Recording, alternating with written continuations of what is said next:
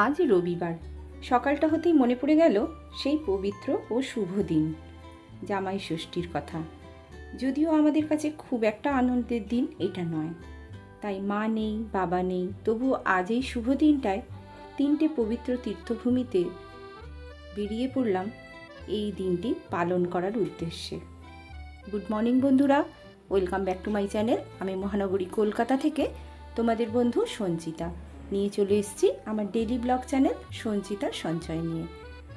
তো দেখো, আমি সকালবেলা চলে এসেছি বাগবাজার মায়ের বাড়ি, সারদা মায়ের বাড়ি। শ্রী শ্রী মা আমাদের বসে আছেন কোলে তুলে নেবার জন্য। আর জামাই ষষ্ঠীর উদ্দেশ্যে আমরা যেহেতু এসেছি মায়ের কাছে, তাই প্রণামটা সেরে নিলাম। আর মাকে বললাম, মা, এইভাবেই যেন দিনটা বছরের পর বছর আমরা পালন করে যেতে পারি, তোমার কোলে ফিরে এসে বারবার। তাই মায়ের কাছে মাকে দর্শন করে নিলাম। অন্য দিনের তুলনায় আমরা কিন্তু এখানে ভালোই ভিড় পেয়েছিলাম, যেহেতু জামাই ষষ্ঠী। যাদের আমাদের মতনই অবস্থা, মাকে ছাড়া আর কিছু তারা চেনে না, তারা কিন্তু সবাই চলে এসেছে যে যার জামাই মেয়ে সবাইকে ছেড়ে দিয়ে, বা কারোর আছে কারোর নেই, প্রত্যেকেই কিন্তু এই মায়ের কোলে ফিরে এসেছে বারবার জামাই ষষ্ঠী পালনের জন্য, ঠিক আমাদের মতো। আমরা যেহেতু প্রতি বছরই মায়ের কাছে আসি, তাই এই বছরেও এসেছি। যেহেতু আমরা মায়ের এখানে আজকে প্রসাদ নেব না, তাই জন্য আমরা এখান থেকে মাকে প্রণাম করে দর্শন করে বেরিয়ে পড়লাম ঠাকুরের বাড়ির উদ্দেশ্যে। ঠাকুরের বাড়ি আমরা এই মায়ের বাড়ির কাছ থেকেই অটোরিকশা ধরে কিন্তু আমরা চলে যাব কাশীপুর উদ্যানবাটি, যেখানে ঠাকুর ছিলেন তার পার্ষদদের নিয়ে, এবং যেখানে শেষ অবধি দেহ রাখার আগে পর্যন্ত ঠাকুর এখানে ছিলেন। সেখানে আমরা পৌঁছে গেলাম আর গিয়ে নিয়ে নিলাম একটুখানি দোকান থেকে মিষ্টি। আর ঠাকুর যেহেতু দই খেতে ভীষণ ভালোবাসতেন, আমি যখনই ঠাকুরের জন্য নিয়ে যাই সবসময় কিন্তু ঠাকুরের জন্য আমি দই নিয়ে যাওয়ার চেষ্টা করি, কারণ দই ভীষণ ঠান্ডা আর ঠাকুরকে আমার দই দিতেও ভালো লাগে। মাকে যেমন আমি মিষ্টি দিই, তেমন ঠাকুরকে কিন্তু আমি দই দিয়ে পুজো দিই। তো যাই হোক, আমরা দেখো কাশীপুর উদ্যানবাটির সামনে এসে গেছি। আর এখানে এক জায়গায় জলদান করছিল, আর এত রোদ উঠেছে তার জন্য আমরা এখান থেকে একটু করে জলও খেয়ে নিলাম। আর জলটা যেহেতু বেশ ঠান্ডা ছিল, খেয়ে কিন্তু খুব শান্ত হলো মনটা। আর ঠাকুর আমাদের শান্ত করিয়ে এবার প্রবেশ করলাম সেই কাশীপুর উদ্যানবাটির উদ্দেশ্যে। আর সেই ঠাকুরের পবিত্র তীর্থভূমি যেখানে আমরা এসে এখন উপস্থিত হয়ে গেছি। ঠাকুরের বাড়ির এমন একটা টান, যে এই টান বোধহয় কেউ যদি অনুভব না করে তাহলে কিন্তু সে সেটা বুঝতে পারবে না। আর আমরা যেহেতু এখানে বারবার আসি এই ঠাকুরের টানে, আর এখানে মায়ের টানে, ঠাকুরের টানে, সেই জন্য আমাদের এই জায়গাটা এতটাই ভালো লাগে যে এটা বোধহয় খুব সহজে মেলে না কারোর জীবনে। আমরা যে এতটাই ভাগ্যবান যে আমরা বারবার এখানে ঠাকুরের টানে আসি, আর এই পবিত্র তীর্থভূমিতে আমরা বারবার আসি ঠাকুরকে দেখবার জন্য। বেশি দিন যদি এখানে হয়ে যায়, অনেক দিন যদি এখানে আসতে না পারি, আমি জানি না তোমরা কারা কারা ঠাকুরকে মানো বা ঠাকুরকে বিশ্বাস করো, বা যে যে দেবতাকে মানো, তার একটা অদ্ভুত কিন্তু টান থাকে। শুধু আমি ঠাকুর বলবো না, তোমরা যে যে গুরুকে বিশ্বাস করো প্রত্যেকেই দেখবে একটা অদ্ভুত টান অনুভব করবে, যেখান থেকে তোমাকে সেই তীর্থভূমিতে নিয়ে যেতে কিন্তু বাধ্য করবে সেই ইচ্ছা শক্তি যদি আমাদের না থাকে, তাহলে কিন্তু আমরা কোনো কাজই করতে পারি না। আর তাই জন্য ঠাকুরের কাছে এসে এখানে সেই কল্পতরু বৃক্ষের কাছে দাঁড়িয়ে ঠাকুরকে প্রণাম করে নিলাম। আর বললাম, ভগবান ঈশ্বর, তুমি যেই হও, তুমি শ্রী শ্রী ঠাকুর, তুমি আমাদের সেই আশীর্বাদ দান করো যেন জন্ম জন্মান্তর ধরে তোমাকে আমরা মনে রাখতে পারি, আর তোমার এখানে এই পবিত্র তীর্থভূমিতে বারবার ফিরে আসতে পারি, যেন তোমার পায়ের কাছে আমাদের একটুখানি স্থান হয়, আর তোমাকে যেন আমরা এক মনে মানতে পারি, যেন মনে মুখে এক হই। সেই রকমই তুমি আমাদের আশীর্বাদ প্রদান করো, যেন কোনো দিন কোনো মানুষকে ঠকাতে না হয়, কোনো দুর্ব্যবহার যেন আমার কোনো দুর্ব্যবহারে যদি কোনো মানুষ দুঃখ পেয়ে থাকে, তাহলে আমাকে তুমি সেই দিব্যচক্ষু দাও যে দিব্যচক্ষুর মধ্যে দিয়ে আমি তাকে ভালোবাসতে পারবো, তার সঙ্গে ভালো ব্যবহার করতে পারবো। আমার নিজের চারিত্রিক যে ত্রুটিগুলো আছে সেই ত্রুটিগুলোকে যেন আমি সংশোধন করতে পারি, আর বারবার যেন তোমার কাছে ফিরে আসতে পারি, তোমার পায়ের কাছে, যেন এখানে আমাকে একটুখানি জায়গা দিও। তো বন্ধুরা দেখো, আমি কিন্তু সকালবেলা চলে এসেছি, তোমাদের কাছে কিন্তু কিছুই আমি শেয়ার করিনি, কারণ অনেকটা সকালের এখানে ব্যাপার। কারণ এখানে তোমরা যারা যারা যাও তারা প্রত্যেকেই জানো যে 11টার মধ্যে কিন্তু আমাদের এখানে চলে আসতে হয়, আর না হলে কিন্তু আমরা এখানে পুরোটা কমপ্লিট করতে পারবো না। তাই জন্য মায়ের বাড়িতে যা হোক করে একটুখানি দেখা করেই আমরা চলে এসেছিলাম কাশীপুর উদ্যানবাটিতে। আর সেই যে মায়ের যে আশীর্বাদ সেটাও কিন্তু আমরা সঙ্গে করে নিয়ে চলে এলাম। একটা তীর্থভূমি পার করে আর একটা তীর্থভূমিতে আমরা প্রবেশ করে গেলাম। এইবার আমরা ওপরে চলে যাচ্ছি ঠাকুরকে দেখবার জন্য। এখানে তো ঠাকুর দুহাত বাড়িয়ে বসে আছেন আমাদেরকে দেখা দেবেন বলে, দর্শন দেবেন বলে। গত সপ্তাহেও আমি গিয়েছিলাম মায়ের বাড়ি, সেটা তোমাদের সঙ্গে আমি শেয়ার করেছি, কিন্তু ঠাকুরের বাড়িতে আসা হয়নি। অদ্ভুত এক টানে আমার মনটা ছটপট করছিল যে আমি কতক্ষণ ঠাকুরের কাছে যাব, ঠাকুরকে দেখব। তাই জন্য আবার সেই টানে চলে এলাম ঠাকুরের সামনে, আর ঠাকুর বসে আছেন দুহাত বাড়িয়ে আমাদেরকে আলিঙ্গন করবার জন্য। তো দেখো চলে এসেছি ঠাকুরের কাছে, আর ঠাকুরের জন্য যে দইটা নিয়ে এসেছিলাম এখানে দিয়ে দিলাম, আর বেশ কিছুক্ষণ ঠাকুরের কাছে দাঁড়িয়ে প্রার্থনা করলাম, ঠাকুর তোমার এমন টান যেন যুগে যুগে জন্ম জন্মান্তর যেন আমি এই টান অনুভব করি, আর তোমার কাছে যেন বারবার ফিরে আসতে পারি। তুমি আমাদের এইটুকুনি আশীর্বাদ দাও যেন তোমার কাছে আমরা ফিরে আসতে পারি, তোমার কোলে থাকি, আর এমন চিন্তা বুদ্ধি শক্তি সব দিও যেন তোমাকে এক মনে চিন্তা করে ডাকতে পারি। এই সংসারের মায়া মোহ দুঃখ যন্ত্রণা বেদনা সব কিছু থেকে যেন দূরে থাকতে পারি। আর সব কিছুর মধ্যেও তুমি তো বলেছো ঠাকুর যে সংসারীরা হলো এমন, সংসারীদের ঈশ্বর ডাকা এমনই একটা কঠিন পথ যেখানে 7 মন পাহাড় ঠেলে তবে সংসারীদের আসতে হয় এই ধর্মপথে। তা আমি সেই 7 মন পাহাড় ঠেলে বারবার তোমার কাছে ছুটে আসি একটুখানি তোমার স্পর্শ পাওয়ার জন্য, আর তোমার কাছে আশীর্বাদ পাওয়ার জন্য। তাই জন্য তোমার কাছে বারবার কৃপা করো, প্রার্থনা করি যে তুমি আমাকে আশীর্বাদ দান করো। আর তোমাদের দেখে যেন মন ভরে না, একবার নয় দুবার নয় 3 বার নয়, যেন মনে হয় জন্ম জন্মান্তরের টান এখানে এসে অনুভব করি যে বারবার যেন তোমার কাছে আবার ফিরে আসি। সংসারী মানুষদের জীবনে দুঃখ কষ্ট অনেক, আমরা সংসার করছি এই সমস্ত দুঃখ বেদনা যন্ত্রণা সব কিছুর মধ্যে দিয়ে। তাই আজকের দিনটা এতটাই দুঃখ যন্ত্রণাময়, সেই যন্ত্রণা বারবার ভোলার জন্যেই কিন্তু আমরা ঠাকুরের কাছে দৌড়ে দৌড়ে আসি। কারণ এমনই একদিনে আমার বাবা অসুস্থ হয়ে হসপিটালে গিয়েছিলেন, আর কিন্তু ফিরে আসেননি। সারা বাড়িতে লোকজন খাওয়া দাওয়া, তার মাঝখানেই বাবা চলে গেলেন। তাই আমরা সেই দিনটাকে ভুলতে পারি না। আর এই বছরে অদ্ভুত টানে বারবার ফিরে আসি এই ঠাকুরের মায়ের বাড়িতে।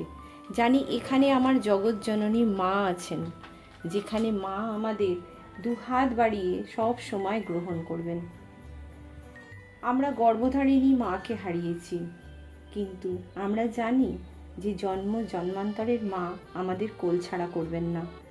মায়ের কোলে ফিরে আসি তাই জন্য বারবার যখন মা বলে ডাকি তখন মনে হয় অদ্ভুত এক আকর্ষণে যেন মা আমাদের আশীর্বাদ দেন।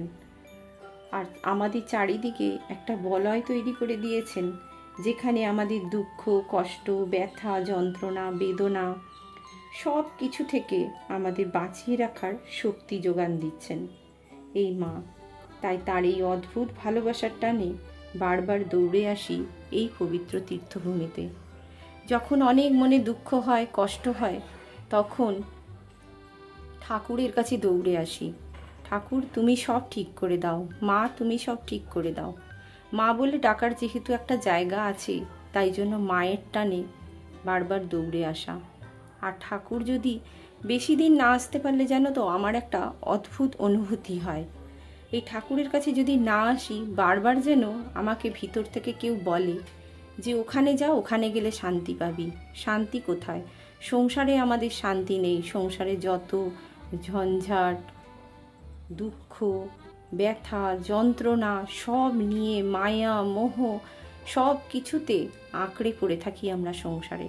এই সংসার থেকে যদি একটু সময় বার করে আমরা এই একটা আধ্যাত্মিক পরিবেশে দিতে পারি, তাহলে দেখবে সেখানে কিন্তু অনেক শান্তি। কারণ সংসার শুধু হাত পেতে থাকে আমাদের কাছে নেবার জন্য। ভগবান কিন্তু আমাদের জন্য শুধু দিতেই জানেন। আমাদের দুঃখ, কষ্ট, ব্যথা, যন্ত্রণা সব তিনি নিয়ে নেন, কিন্তু ফিরিয়ে দেন আমাদের আনন্দ। আর এর মধ্যে যে অদ্ভুত একটা আনন্দ আছে, সেটা আমি সব সময় অনুভব করি। তো বন্ধুরা দেখো, কথা বলতে বলতে অনেক কিছুই তোমাদের বলে দিলাম। আর আমরা কিন্তু আজকে এই কাশীপুর উদ্যানবাটিতে ভোগ গ্রহণ করলাম। সেটা তোমাদের দেখাতে পারলাম না, আমরা গিয়ে অপেক্ষা করছিলাম। আর যেহেতু অপেক্ষা করছিলাম, সেখানে আমাদের ছবিও তুলতে দেওয়া হচ্ছিল না, এগুলো সব বারণ ছিল। আমরা কিন্তু ভোগ গ্রহণ করে নিয়েছি, প্রসাদ গ্রহণ করে নিয়েছি ঠাকুরের। নিয়ে আমরা অনেকক্ষণ কিন্তু এই কাশীপুর উদ্যানবাটিতে বসেছিলাম এই ভোগের ঘরের সামনে। কারণ আমাদের যেহেতু আজকে খুব অল্প সংখ্যক লোক, তাই জন্য আমাদের ভিতরের ঘরে খাওয়ানো হয়েছিল, সেটা তোমাদের আর দেখাতে পারলাম না। আমরা খাবার পর কিন্তু অনেকক্ষণ রেস্ট নিয়েছিলাম এই বিশাল বড় ভোগ ঘরের সামনে, যেখানে কিনা বড় অনুষ্ঠানগুলো হলে সেখানে খাওয়ানো হয়। তাই এই যে মন্ত্রটা, এখানে কিন্তু প্রসাদ গ্রহণের আগে এই মন্ত্রটা বলতে হয়। ওম ব্রহ্মার্পণং ব্রহ্ম হরির ব্রহ্মাগ্নৌ ব্রহ্মণাহুতং ব্রহ্মৈব তেন গন্তব্যং ব্রহ্মকর্ম সমাধিনা। হরি ওম তৎসৎ, হরি ওম তৎসৎ, হরি ওম তৎসৎ। তা এত রোদ মহারাজদের আমরা বললাম, মহারাজরা বললেন যে আপনারা যতক্ষণ খুশি এখানে কিন্তু আপনারা রেস্ট নিতে পারেন। বেশ কিছুক্ষণ রেস্ট নেবার পর এবার আমরা বেরিয়ে পড়লাম তৃতীয় তীর্থভূমির উদ্দেশ্যে। সকালবেলা মায়ের বাড়ি ঘোরার পর তারপরে প্রসাদ গ্রহণ করলাম ঠাকুরের বাড়ি। তারপরে এবারে আমরা 3 নম্বর তীর্থভূমির দিকে যাত্রা করলাম। কাশীপুর উদ্যানবাটি থেকে বেরিয়েই আমরা ওখান থেকে অটো ধরলাম, ধরে সোজা চলে যাব। এবার ঠিক করলাম দক্ষিণেশ্বরের মন্দির, কারণ সেখানেও আমার আর এক মা বসে আছেন, ভবতারিণী মা। তা সেই জন্য আমরা ভবতারিণীর উদ্দেশ্যে বেরিয়ে পড়লাম। আর এই দেখো, এখান দিয়ে আমরা যাচ্ছি, কারণ আমাদের যেহেতু অটোতে করে গেছি আমরা, অটোটা কিন্তু আমাদের অনেকটা দূরে নামিয়ে দিয়েছিল। আর এখান দিয়ে আমরা হেঁটে চলে যাচ্ছি মন্দিরের সামনে। যেহেতু এখনও মন্দির খোলার টাইম হয়নি, তাই জন্য আমরা একটু এই ওপর দিয়ে সমস্ত দোকানগুলো দেখতে দেখতে যাচ্ছিলাম। বেশ ভালোই লাগছিল দেখতে। তা বেশ কিছুক্ষণ দাঁড়ানোর পর দেখলাম দরজা খুলে গেছে, টাইম হয়ে গেছে যে দক্ষিণেশ্বরের মন্দিরের গেট খোলার। আর গেট খোলা যেতেই আমরা কিন্তু সবাই এক এক করে প্রবেশ করে নিলাম। আমি কিন্তু এই দক্ষিণেশ্বরের মন্দিরে বেশ অনেক দিন পরেই আসছি, তাও প্রায় ধরো বছর 20 বছর হয়ে গেল আমি কিন্তু এই মন্দিরে আসিনি, দক্ষিণেশ্বরের মন্দির। আমার মেয়ে তখন খুব ছোট, প্রায় 3 মাসের, তখন আমি এসেছিলাম দক্ষিণেশ্বরের মন্দির। আর তেমন করে আসাও হয় না। আর দক্ষিণেশ্বরের মন্দিরে এত ভিড় হয় যে সেই মন্দিরে গিয়ে অতক্ষণ দাঁড়িয়ে থাকার মতো এনার্জিও কিন্তু থাকে না। যেহেতু আমরা কালী মন্দিরে পুজো দিই, আর সবথেকে বড় কথা, আমার জগৎজননী মায়ের কাছে এলে যেন মনে হয় যে আমি সব তীর্থ দর্শন হয়ে গেছে আমার। তা মায়ের কাছে দাঁড়ালাম, যেহেতু আমরা পুজো দেব না, আমরা প্রসাদ খেয়ে এসেছি ঠাকুরের কাছে, এমনি আমরা ঘুরতেই এসেছিলাম দক্ষিণেশ্বরের মন্দিরটা। কিন্তু দক্ষিণেশ্বরের মন্দিরে এত ভিড় যে আমরা তো ভিতরে ঢুকতেই পারলাম না। আর এখানের এত সিস্টেমগুলো উল্টোপাল্টা করে দিয়েছে যে কি বলবো। আর এই দেখো, এই যে নহবত ঘর, নহবতখানার যেখানে আমাদের মা থাকতেন কষ্ট করে, এত বড় এলাকা, এত জায়গা, তার সত্ত্বেও আমার মাকে কত কষ্ট করে থাকতে হয়েছে এই নহবতখানার ঘরে। মায়ের কষ্ট জীবনে এত পেয়েছেন ছোটবেলা থেকে, দেখে যেন মনে হয় আমাদের কষ্টগুলো কিন্তু কষ্টই নয়, মা আমাদের অনেক ভালো রেখেছেন, অনেক যত্নে রেখেছেন, অনেক সুস্থ সবল করে রেখেছেন। এবার সব থেকে বড় কথা, আমাদের সেই চেতনা শক্তি দিয়েছে যাতে আমরা তাকে আজীবন ধরে ডাকতে পারি এক মনে। মায়ের কষ্ট সারা জীবন যদি আমরা একবার অনুধ্যান করি, তাহলে দেখব মা এই ছোট ঘরের মধ্যে কত কষ্ট করে দিন যাপন করতেন এবং মা তাতে কত খুশি ছিলেন। কোনো দিন মায়ের কোনো দিন বলেননি যে এখানে মায়ের কত কষ্ট হয়। তা মা বলতেন মায়ের যদি আমরা অনুধ্যান করি বা মায়ের যদি জীবনী আমরা পড়ি তাহলে দেখতে পাবো যে মা কত অল্পতে তুষ্ট ছিলেন।